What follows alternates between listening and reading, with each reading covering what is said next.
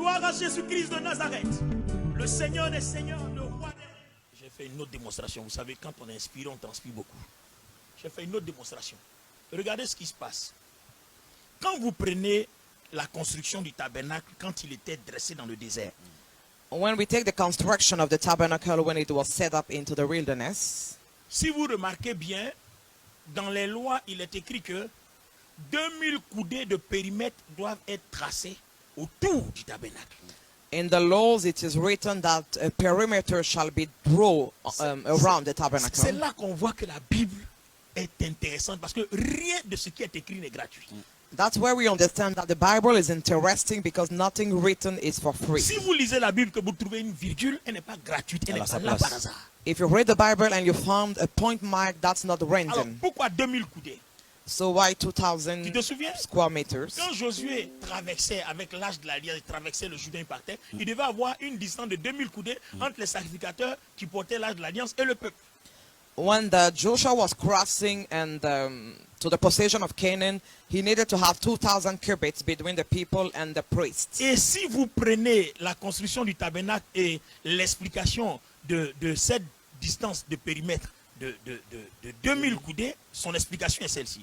And if you take the construction of the tabernacle and the explanation of that distance of 2,000 cubits, Alors regardez révérendement. À l'extérieur des 2000 coudées, outside of the 2,000 cubits, ça signifie qu'on est hors du camp d'Israël. we are out of the camp of Donc on Israel. est hors de la ville. So we are outside of the Parce city. qu'à l'époque, au désert, le tabernacle Dieu représentait le tabernacle comme si c'était le pays même. Un territoire. Voilà, un territoire. Because back on that time, the tabernacle was represented as a land. Et à l'intérieur du périmètre, on est dans Israël, on est dans le camp. And the inside of that perimeter, we are in Israel, Et in the camp. lis bien, qu'est-ce que Hébreux chapitre 12 nous dit? Le Seigneur Jésus n'est pas mort dans la ville, il est mort hors de la ville. And Hebrews 12 says that the Lord didn't die in the city, but he died outside of the city. Pourquoi il meurt hors de la ville? Why did he die Parce que son outside? prix étant de 30 cycles, c'est donc une femelle. Because his price being of 30 shekels, he's a female. Donc ce n'est pas un agneau, So he's not a lamb, c'est une génisse.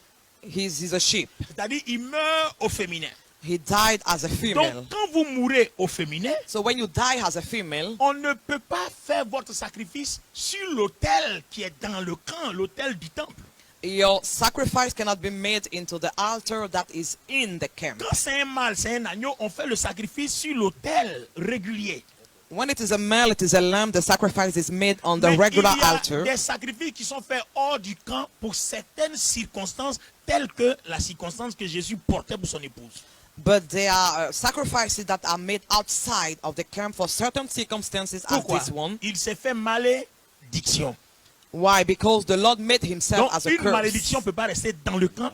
Cette affaire de malédiction se traite hors du camp. So a curse cannot remain in the camp, but it has to be dealt outside of the La camp. preuve, quand on prenait les deux boucs, l'autre pour Azazel, vous avez vu que l'autre est relâché hors, loin du camp.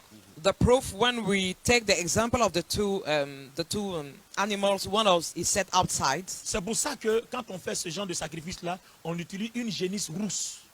That is why when they do those type of sacrifices, they use a red Et le heifer. Seigneur Jésus-Christ représente donc cette génisse rousse-là, puisqu'elle était faite pour épurer la malédiction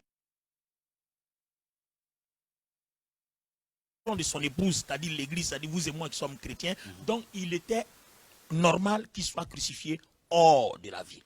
And the Lord Jesus represents that red heifer. Donc, vous voyez que tout est fait pour l'église, tout est fait pour son épouse. Donc si quelqu'un ici n'appartient pas à l'église, si quelqu'un ne donne pas sa vie à Jésus-Christ, si quelqu'un n'a pas de relation avec l'épouse, si quelqu'un n'a pas de relation avec Christ, il n'est pas concerné par l'enlèvement. Même les chrétiens qui sont dans l'église, il faut avoir encore une autre relation de soumission et de fidélité avec le fiancé et le futur époux. So if you don't belong to the church, if you don't have a relationship with the Lord, and even if you're a Christian but you don't have the relationship of love and submission, you are not concerned with rapture.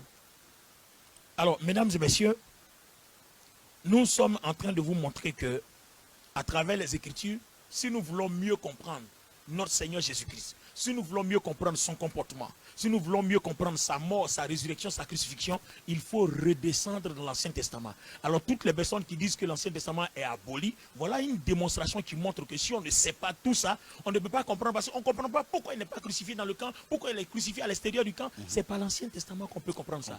D'où notre titre d'aujourd'hui, ce que dit l'Ancien Testament sur Jésus-Christ, sa mort, sa résurrection et sur l'enlèvement. So we understand that if we want to have a better understanding about the Lord Jesus Christ, we need to study the Old Testament. This is why the title of the show of today is What Says the Old Testament About Jesus Christ and the Rapture. Voilà, je crois que vous me faites signe qu'on a fini nos 50 minutes. Moi aussi, je crois que j'ai dit ce que j'avais à dire aussi rapidement. Une question rapidement de l'un des internautes. Est-ce que le fait d'accepter Jésus-Christ est suffisant pour être sauvé? Parce que la Bible dit, si tu crois au Seigneur Jésus, tu seras sauvé. En effet, si tu crois au Seigneur, tu seras sauvé. Effectivement, mais attention, il a dit si tu crois. Il va falloir maintenant s'asseoir pour faire une analyse. Il a dit si, donc il y a une condition. Si tu fais quoi? Tu crois. Ça veut dire quoi, croire? Ça veut dire ce que je viens d'expliquer. Avoir une relation avec le fiancé, avoir une relation avec le futur époux. The Lord says, if you believe, you will be saved. But what does it mean when we speak about believing? It means having a relationship with the husband, a relationship of love and submission with the husband. En fait, révérend Eman, si vous voulez être un bon chrétien, le Nouveau Testament seul n'est pas suffisant. If you want to be a good Christian, the New Testament alone is not enough. Par exemple, si je veux comprendre la relation entre époux et épouse, je vais aller étudier la relation entre Adam et Ève. For example, if I want to understand the relationship between the husband and the wife, I will study the Le relationship côté between d'Adam Adam et and Ève Eve. fut percé, The side of Adam was le côté de opened, Jésus-Christ fut percé. and also the side of Jesus Christ. De là, de l'un est sorti Ève, de l'autre est sorti l'Église. L'Église. Eve came out from one, and the church came out from the other. Si je ne comprends pas Adam et Ève, je ne peux pas comprendre Jésus et l'Église. So if I don't understand Adam and Eve, I cannot understand Jesus Christ Vous and voyez the que là, church. dans notre conclusion, nous arrivons au terme où on comprend que, en fait, la Bible de Genèse Apocalypse est une affaire de relation entre un époux et son épouse. And here we reach the conclusion that the life from Genesis to Revelation is a relationship between a husband and his wife. Autrement dit, la vie chrétienne est une relation entre Jésus-Christ et l'homme, c'est-à-dire nous, les chrétiens. In other words, Christian life is a relationship between Jesus Christ and we Alors, Christians. la préoccupation, chacun aura sa récompense en fonction du niveau de sa relation avec le Seigneur. So our concern is to know that everybody will have his reward according to the level of the Le relationship with the dimanche Lord. dernier, vous avez donné un enseignement fort à l'église si peu la Grande Moisson de Paris-Montreuil. Vous avez parlé de la relation entre mari et femme et vous avez transcendé pour montrer en actualisant la relation de Dieu et des hommes. Et on a vu que quand on aime le sacrifice qu'on est capable de faire, le Seigneur Jésus lui-même, regardez le sacrifice qu'il a fait. Alors, il attend en retour cette soumission-là, ce retour-là. Et c'est cela que se passera le jugement. Tout se passera là. Tout va se jouer là. Moi, je me suis sacrifié pour toi. Toi, qu'est-ce que tu fais en fonction de tout ce que j'attends de toi? Voilà toute la question de la vie chrétienne. Last Sunday during your message, we spoke about love between a husband and a wife, and we transcended and spoke about love between the Lord and the church, and the Lord is expecting our submission as a church. Alors, Dr. Olivier Bonny, nous sommes pratiquement au thème de l'émission. Qu'est-ce que nous retenons de ce soir, l'Ancien Testament, l'enlèvement dans l'Ancien Testament? Qu'est-ce qu'on peut retenir en quelques mots? What do we retain for the study of this evening between the Old and the New Testaments? Ce que je voudrais dire à chacun de nous, à tous ceux qui nous ont suivis, ce que je voudrais dire, c'est que la vie chrétienne n'est pas une affaire littéraire, n'est pas une affaire philosophique, n'est pas une affaire scientifique. What I want to tell everybody, Christian life is not about science, about literature, about philosophy. La vie chrétienne n'est pas une affaire à prendre de façon personnelle. Christian life is not a personal matter. La vie chrétienne, au regard de ce que nous venons de dire, est l'histoire d'une personne qui a un projet avec une autre personne. Christian life is the history of a person that has a project with another person. Un projet de mariage, un projet de relation. Donc quand nous disons mariage, un projet de relation, un projet d'unité, c'est-à-dire je suis dans le Père et le Père est en moi. Donc le Seigneur Jésus nous montre que lui aussi il est marié au Père. Je suis dans le Père est en moi. Et il souhaiterait que lui soit en nous et que nous aussi nous soyons en lui. Donc c'est une affaire de relation, d'unité. It's a matter of relationship and unity. Et de ce fait-là, l'appel que je souhaiterais lancer, c'est de demander à chacun et à chacune de prendre des dispositions. Si vous n'êtes pas encore chrétien, s'il vous plaît, peut-être que vous avez mal compris la Bible ou bien on vous a mal interprété certains aspects de la Bible. Je voudrais lancer un appel à tous ceux qui nous regardent, qui nous suivent et qui nous écoutent. Au lieu de peut-être d'émettre un jugement vis-à-vis de nous, il est important de s'asseoir et de se poser la question. Est-ce que réellement je fais partie du convoi que Jésus-Christ cherche? Est-ce que réellement je fais partie des gens pour lesquels Jésus-Christ est mort? I want to make a call and I want everybody to ask the question to yourself.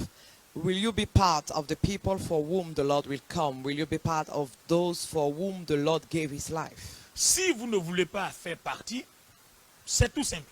Mais si vous voulez faire partie, vous devez comprendre que vous devez avoir une relation d'époux et d'épouse avec le Seigneur. If you don't want to be part of those people, it's okay. But if you want, you need to understand that you need to have a relationship of a husband and a wife with Il the Lord. vous a aimé, il ne vous demande pas de l'aimer, mais de vous soumettre à lui, c'est-à-dire en faisant tout ce qu'il vous dit. The Lord loved you. He's not asking you to love him, but to be submitted to him by doing everything that he wants you to do.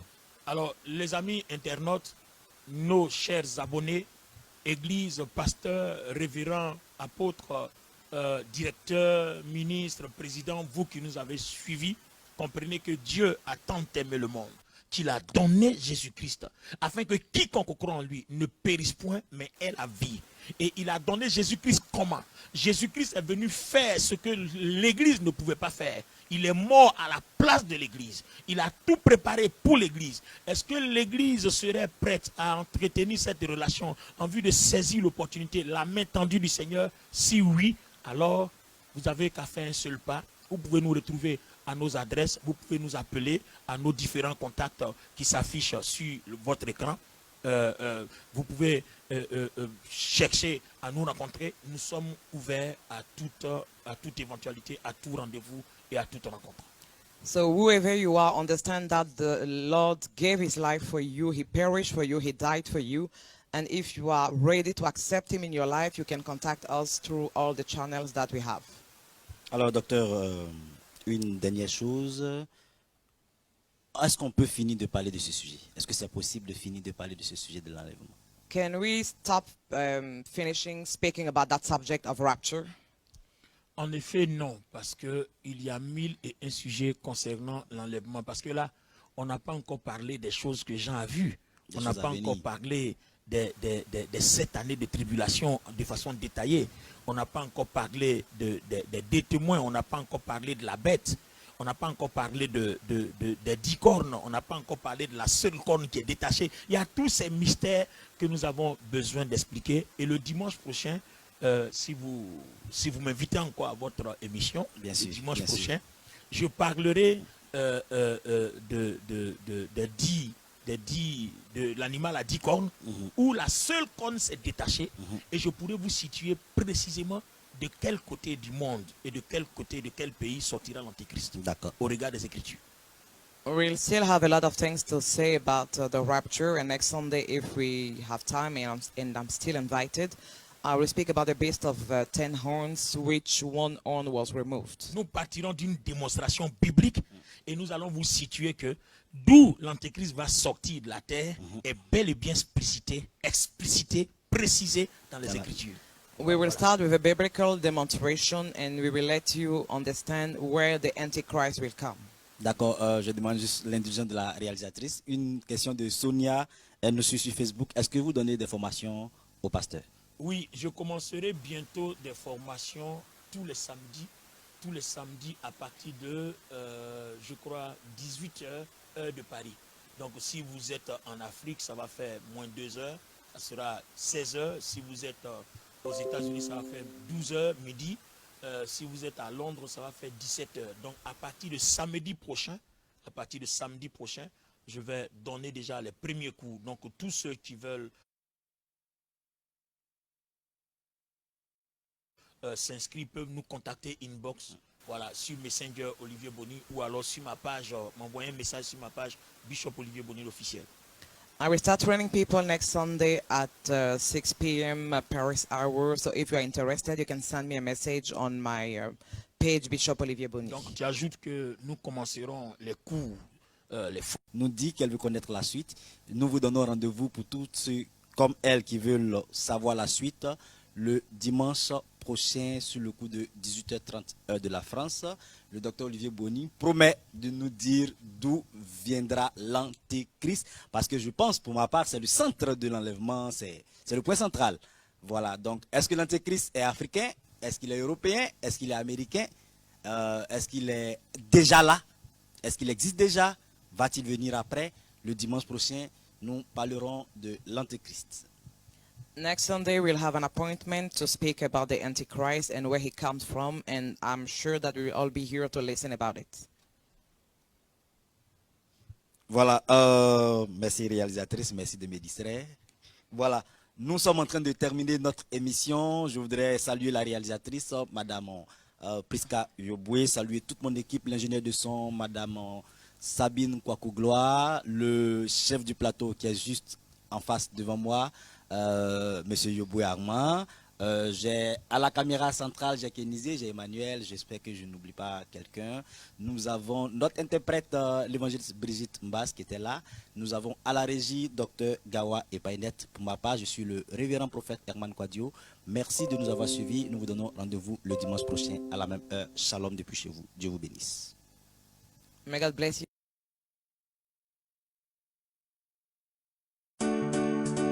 Gloire à Jésus-Christ de Nazareth, le Seigneur des Seigneurs.